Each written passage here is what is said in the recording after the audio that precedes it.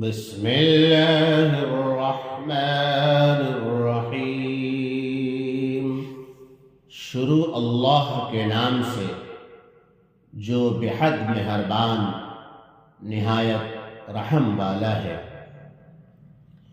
لقد أرسلنا نوحا إلى قومه فقال يا قوم اعبدوا الله ما لكم من إله غيره۔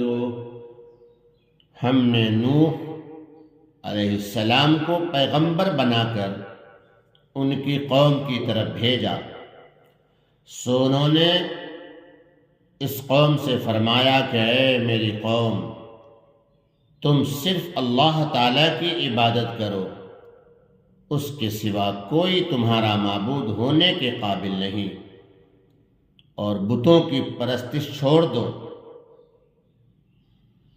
مجھ کو تمہارے لیے در صورت میرا کہنا نہ ماننے کے ایک بڑے سخت دن کے عذاب کا اندیشہ ہے، کہ وہ یوم قیامت ہے یا یوم طوفان۔ قال الملأ من قومه إنا لنراك في ضلال مبين۔ ان کی قوم کے آبرودار لوگوں نے کہا کہ ہم تم کو صریح غلطی میں مبتلا دیکھتے ہیں کہ تو توحید کی تعلیم کرتا ہے اور عذاب کا ڈراوا دکھلاتا ہے۔ قال يا قوم ليس بي ضلالة ولكني رسول من رب العالمين۔ انہوں نے جواب میں فرمایا، اے میری قوم، مجھ میں تو ذرا بھی غلطی نہیں، لیکن چونکہ میں پروردگار عالم کا بھیجا ہوا رسول ہوں، انہوں نے مجھ کو توحید پہنچانے کا حکم کیا ہے، اس لیے اپنا منصبی کام کرتا ہوں کہ تم کو اپنے پروردگار کے پیغام اور احکام پہنچاتا ہوں، اور اس پہنچانے میں میری کوئی دنیاوی غرض نہیں، بلکہ محض تمہاری خیر خواہی کرتا ہوں۔ أبلغكم رسالات ربي وأنصح لكم وأعلم من الله ما لا تعلمون۔ اور اس پہنچانے میں میری کوئی دنیاوی غرض نہیں، بلکہ محض تمہاری خیر خواہی کرتا ہوں، کیونکہ توحید میں تمہارا ہی نفع ہے، اور عذاب یوم عظیم سے جو تم کو تعجب ہوتا ہے تو تمہاری غلطی ہے، کیونکہ میں خدا کی طرف سے ان امور کی خبر رکھتا ہوں جن کی تم کو خبر نہیں۔ تو اللہ تعالیٰ نے مجھ کو بتلا دیا ہے کہ ایمان نہ لانے سے عذاب یوم عظیم واقع ہوگا۔ أَوَعَجِبْتُمْ أَنْ جَاءَكُمْ ذِكْرٌ مِّن رَّبِّكُمْ عَلَى رَجُلٍ مِّنكُمْ لِيُنذِرَكُمْ وَلِتَتَّقُوا وَلَعَلَّكُمْ تُرْحَمُونَ۔ اور تم کو جو میرے رسول ہونے پر بوجہ میرے بشر ہونے کے انکار ہے، تو کیا تم اس بات سے تعجب کرتے ہو کہ تمہارے پروردگار کی طرف سے تمہارے پاس ایک ایسے شخص کی معرفت جو تمہاری ہی جنس کا بشر ہے، کوئی نصیحت کی بات آ گئی؟ وہ نصیحت کی بات یہی ہے جو مذکور ہوئی، یا قوم اعبدوا اللہ، کہ میری قوم کے لوگوں اللہ کی عبادت کرو، میں ڈرتا ہوں اس دن سے کہ جس دن تم عذاب میں گرفتار نہ کر دیے جاؤ، تاکہ وہ شخص تم کو بحکم خداوندی عذاب سے ڈرائے، اور تاکہ تم اس کے ڈرانے سے ڈر جاؤ، اور تاکہ ڈرنے کی وجہ سے مخالفت چھوڑ دو جس سے تم پر رحم کیا جائے۔ فكذبوه فأنجيناه والذين معه في الفلك وأغرقنا الذين كذبوا بآياتنا. باوجود اس تمام تر فہمائش کے وہ لوگ ان کی تکذیب ہی کرتے رہے تو ہم نے نوح علیہ السلام کو اور جو لوگ ان کے ساتھ کشتی میں تھے طوفان کے عذاب سے بچا لیا، اور جن لوگوں نے ہماری آیتوں کو جھٹلایا تھا ان کو ہم نے طوفان میں غرق کر دیا. انہم کانوا قوما عمین، بے شک وہ لوگ اندھے ہو رہے تھے، حق و باطل، نفع نقصان کچھ نہ سوچتا تھا. وَإِلَىٰ عَادٍ أَخَاهُمْ هُودًا قَالَ يَا قَوْمِ اعْبُدُوا اللَّهَ مَا لَكُم مِّنْ إِلَٰهٍ غَيْرُهُ أَفَلَا تَتَّقُونَ. اور ہم نے قوم عاد کی طرف ان کے برادری یا وطن کے بھائی حضرت ہود علیہ السلام کو پیغمبر بنا کر بھیجا.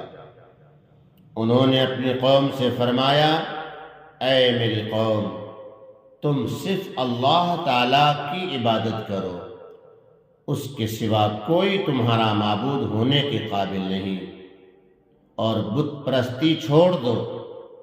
سو کیا تم ایسے بڑے جرم عظیم یعنی شرک کے مرتکب ہو کر عذاب الہی سے نہیں ڈرتے؟ قال الملأ الذين كفروا من قومه إنا لنراك في سفاهة وإنا لنظنك من الكاذبين. ان کی قوم میں جو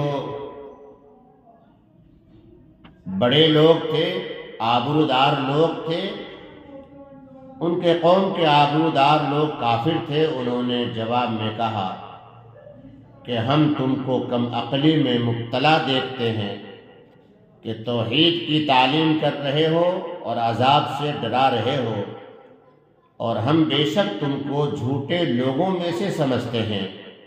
یعنی نعوذ باللہ، نہ تو توحید صحیح مسئلہ ہے اور نہ عذاب کا آنا صحیح ہے. قال يا قوم ليس بي سفاهة ولكني رسول من رب العالمين.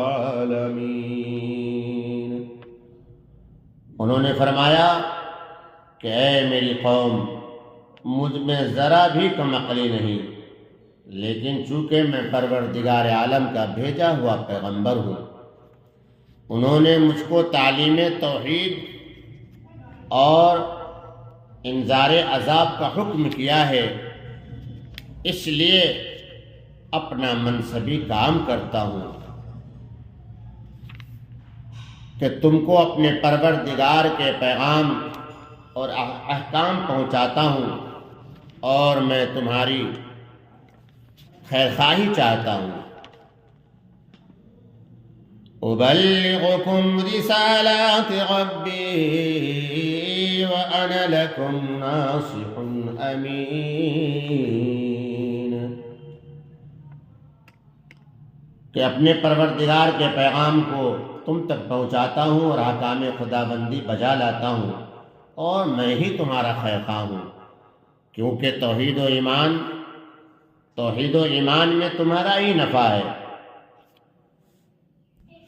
أَوَعَجِبْتُمْ أَنْ جَاءَكُمْ ذِكْرٌ مِّن رَّبِّكُمْ عَلَىٰ رَجُلٍ مِّنكُمْ لِيُنذِرَكُمْ. اور تم جو میرے بشر ہونے سے میری نبوت کا انکار کرتے ہو، تو کیا تم اس بات سے تعجب کرتے ہو کہ تمہارے پروردگار کی طرف سے تمہارے پاس ایک ایسے شخص کی معرفت جو تمہاری ہی جنس کا بشر ہے، کوئی نصیحت کی بات آ گئی. وہ نصیحت کی بات وہی ہے جو مذکور ہوئی، یا قوم عبد اللہ، اے قوم کے لوگوں اللہ کی عبادت کرو، تاکہ وہ شخص تم کو عذاب الہی سے ڈرائے۔ یعنی یہ تو کوئی تعجب کی بات نہیں، کیا بشریت اور نبوت میں منافات ہے؟ واذكروا إذ جعلكم خلفاء من بعد قوم نوح وزادكم في الخلق بسطة فاذكروا آلاء الله لعلكم تفلحون۔ اور اے قوم، تم یہ حالت یاد کرو اور یاد کر کے احسان مانو اور اطاعت کرو کہ اللہ تعالیٰ نے تم کو قوم نوح کے بعد ہوئے زمین پر آباد کیا اور ڈیل ڈول میں تم کو پھیلاؤ عطا فرمایا، پھیلاؤ میں بھی زیادہ دیا۔ سو خدا تعالیٰ کی نعمتوں کو یاد کرو اور یاد کر کے احسان مانو اور اطاعت کرو تاکہ تم کو ہر طرح کی فلاح ہو۔ قالوا أجئتنا لنعبد الله وحده ونظر ما كان يعبد آباؤنا فأتنا بما تعدنا إن كنت من الصادقين۔ وہ لوگ کہنے لگے کہ کیا خوب آپ ہمارے پاس اس واسطے آئے ہیں کہ ہم صرف اللہ تعالیٰ ہی کی عبادت کیا کریں، اور جن بتوں کو ہمارے باپ دادا پوجتے تھے ہم ان کی عبادت کو چھوڑ دیں؟ یعنی ہم ایسا نہ کریں گے، اور ہم کو نہ ماننے پر جس عذاب کی دھمکی دیتے ہو سو اس عذاب کو ہمارے پاس منگوا دو اگر تم سچے ہو۔ قال قد وقع عليكم من ربكم رجس وغضب أتجادلونني في أسماء سميتموها أنتم وآباؤكم ما نزل الله بها من سلطان فانتظروا إني معكم من المنتظرين۔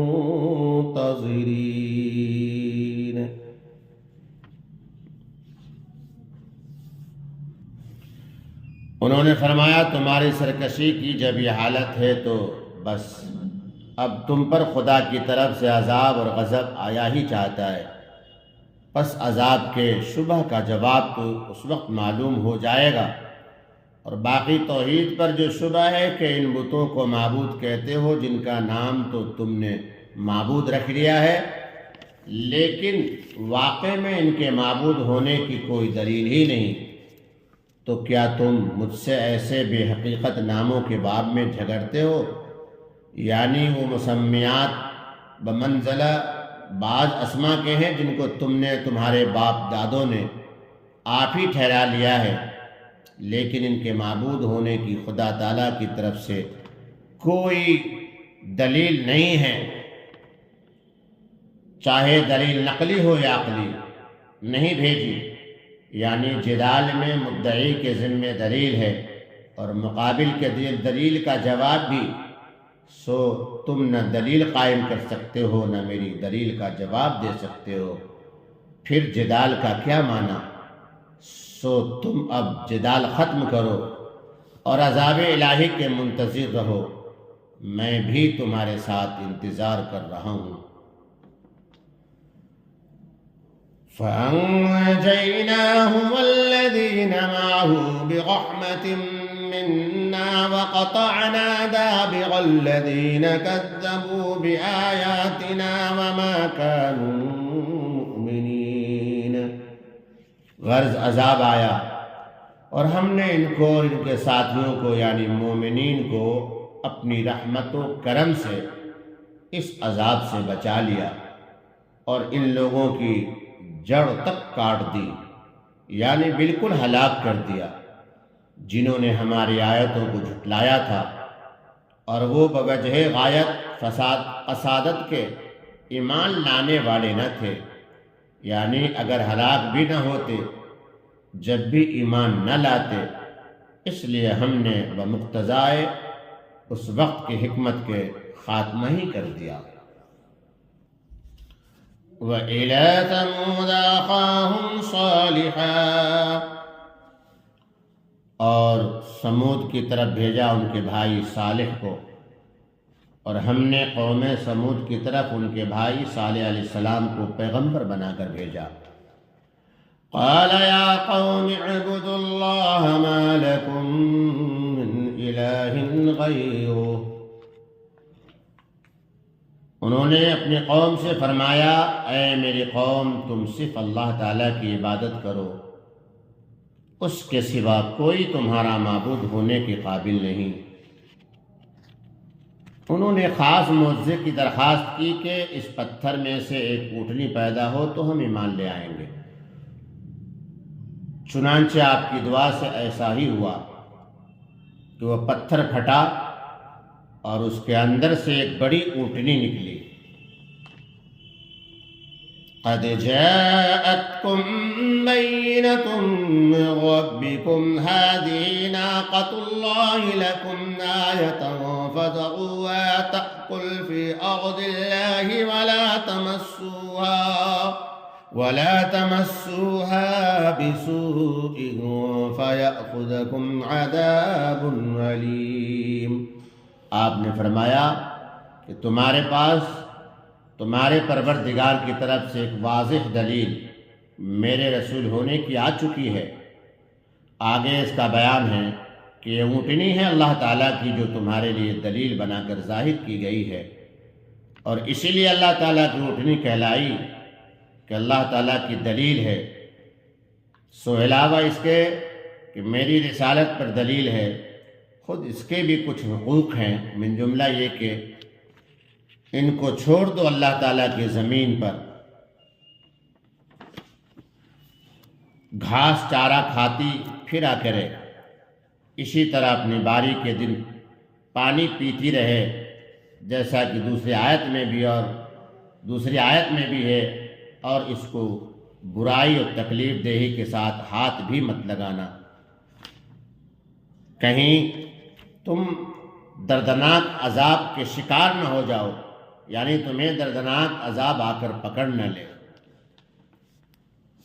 وَاذْكُرُوا إِذْ جَعَلَكُمْ خُلَفَاءَ مِن بَعْدِ عَادٍ وَبَوَّأَكُمْ فِي الْأَرْضِ تَتَّخِذُونَ مِن أُصُولِهَا قُصُورًا وَتَنْحِتُونَ الْجِبَالَ بُيُوتًا فَاذْكُرُوا آلَاءَ اللَّهِ وَلَا تَعْثَوْا فِي الْأَرْضِ مُفْسِدِينَ۔ اور اے قوم، تم یہ حالت یاد کرو اور یاد کر کے احسان مانو اور اطاعت کرو کہ اللہ تعالیٰ نے تم کو قوم عاد کے بعد روئے زمین پر آباد کیا، اور تم کو زمین پر رہنے کو ٹھکانہ دیا کہ نرم زمین پر بھی بڑے بڑے محل بناتے ہو، اور پہاڑوں کو تراش کر ان میں بھی گھر بناتے ہو۔ سو خدا تعالیٰ کی ان نعمتوں کو اور دوسرے نعمتوں کو بھی یاد کرو، اور کفر و شرک کے ذریعے زمین میں فساد مت پھیلاؤ۔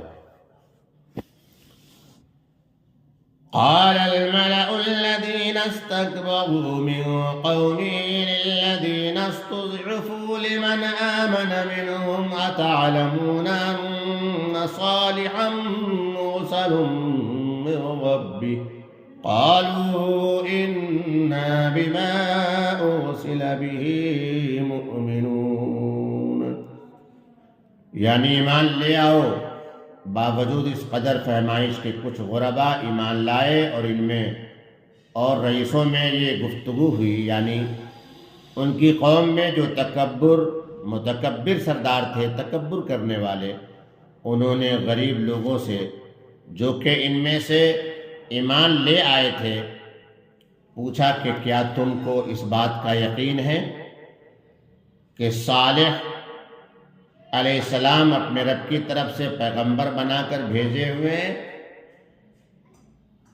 انہوں نے جواب میں کہا کہ بے شک ہم کو تو اس حکم پر پورا یقین ہے، اور ہم یقین رکھتے ہیں جو ان کو دے کر کے بھیجا گیا ہے۔